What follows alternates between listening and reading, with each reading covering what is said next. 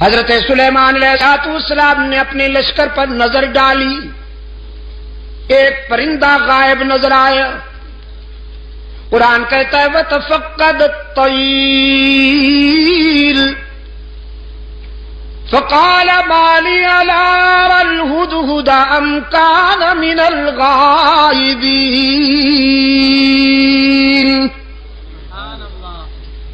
حضرت سلیمان علیہ السلام نے ایک پرندے کو غائب پایا، فرمانے لگے کیا بات ہے، مجھے ہدہد نظر نہیں آ رہا،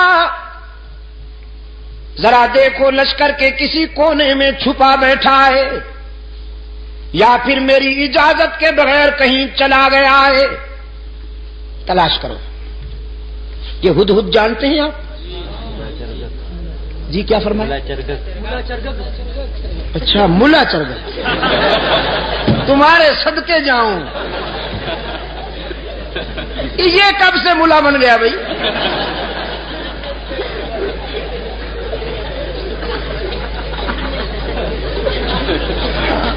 اور آپ کو یہ اتھارٹی کس نے دی ہے کہ جس پرندے کے بھی ذرا بال ادھر ادھر ہو جائیں آپ اس پہ ملا کا ٹائٹل فٹ کر دیں؟ یار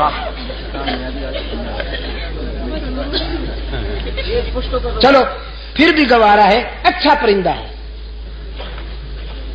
بڑا خوش نصیب پرندہ ہے، قرآن میں جس کا تذکرہ فخریہ انداز میں آیا ہے۔ ہاں اس پر حسد کیا تھا کوے نے۔ حضرت سلیمان علیہ السلام نے جب اس ہدہد سے پوچھا کہ تمہارے اندر کون سی خوبی ہے، اللہ نے تمہیں کون سی خوبی عطا کی ہے، تو یہ کہنے لگا اللہ کے نبی مجھے اللہ نے یہ خوبی عطا فرمائی ہے کہ میں خشک زمین کو دیکھ کر اندازہ کر لیتا ہوں کہ پانی کتنا دور ہے، نظر میں رسائی دے دی ہے اللہ نے، خشک زمین کو دیکھ کر میں یہ اندازہ کر لیتا ہوں کہ کتنی گہرائی پہ پانی مل سکتا۔ حضرت سلیمان علیہ السلام نے فرمایا بھی تم تو بڑے کام کے ہو، ہمیں ویرانوں میں اور صحراؤں میں سفر کرنا ہوتا ہے، تو ہم کیوں نہ تمہاری اس استعداد سے کام لیں، اس صلاحیت سے کام لیں، بس تم ہمارے ساتھ رہا کرو، ہمارے ہم سفر رہا کرو، تاکہ ہم تیری اس خداداد صلاحیت سے کام لے سکیں۔ اللہ کے نبی نے ہدہد کو اپنا مقرب بنا لیا، اپنا ہم سفر بنا لیا، کوے میاں سے برداشت نہ ہوا۔ یہ کوا جانتے ہیں نا آپ، کالے لباس والا مسٹر بلیکی،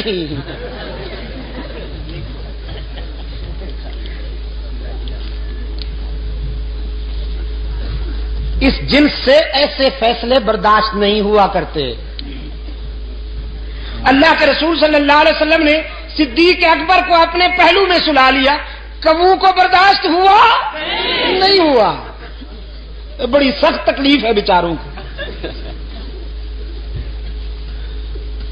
استغاثہ دائر کر دیا کوے نے ہدہد کے خلاف،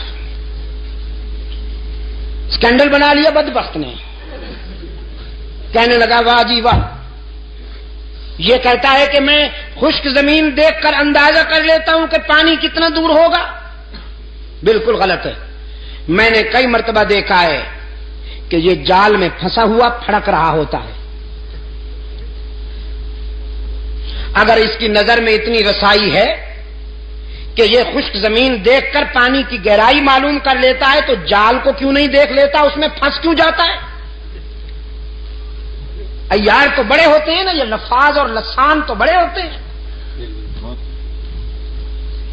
اس انداز خطابت میں استغاثہ دائر کیا کہ سننے والے بھی متاثر ہوئے، کہنے لگے جی بالکل ٹھیک ہے، یہ تو بات واقعی تفصیل طلب ہے، وضاحت طلب ہے کہ اگر ہدہد پانی کی گہرائی کو دیکھ لیتا ہے تو زمین کے اوپر جو جال تنا ہوا ہوتا ہے اس کو کیوں نہیں دیکھ لیتا؟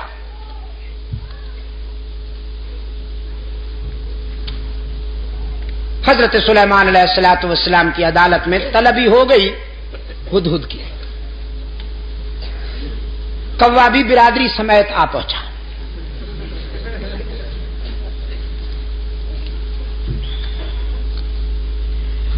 حضرت سلیمان علیہ الصلوۃ والسلام نے کوے سے کہا اپنا استغاثہ بیان کرو. اس نے وہ کہانی پھر دوہرا دی کہ جناب یہ کہتا ہے میں زمین کو دیکھتا ہوں تو اندازہ کر لیتا ہوں پانی کتنا دور ہے، جبکہ یہ زمین کے اوپر والے جال کو نہیں دیکھ سکتا، اس میں پھنس جاتا ہے، تو اس کا یہ دعویٰ غلط ہے، خلافت اس کو نہیں ہمیں ملنی چاہیے.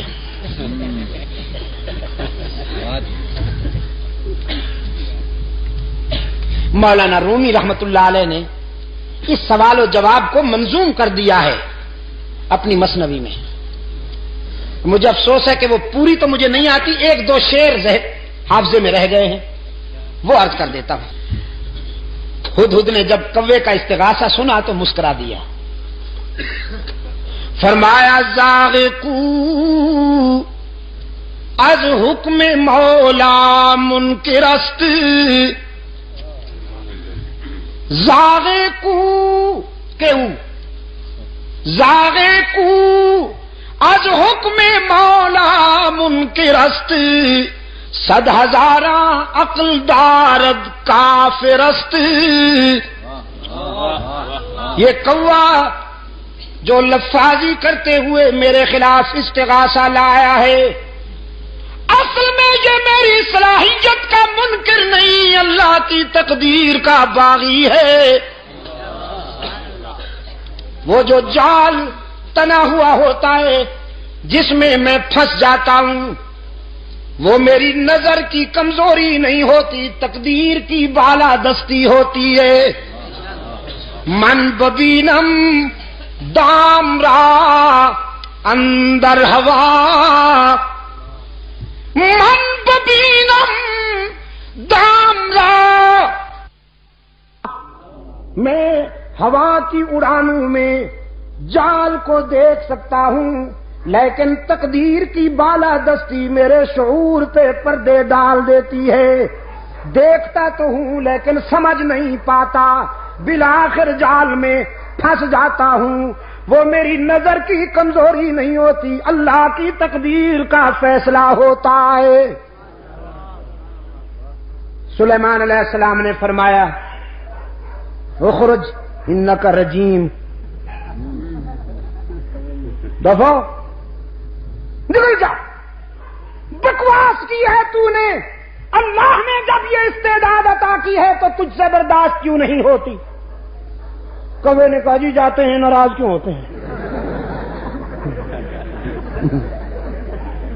جاتے ہیں ناراض کیوں ہوتے ہیں؟ وہ نکل جاؤ نا.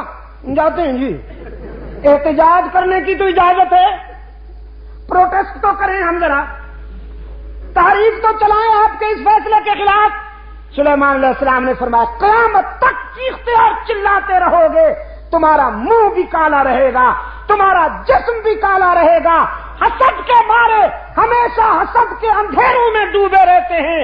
اللہ جنہیں اپنے فضل و کرم سے نوازے وہ پیغمبر کے پہلو میں سوتے رہتے ہیں.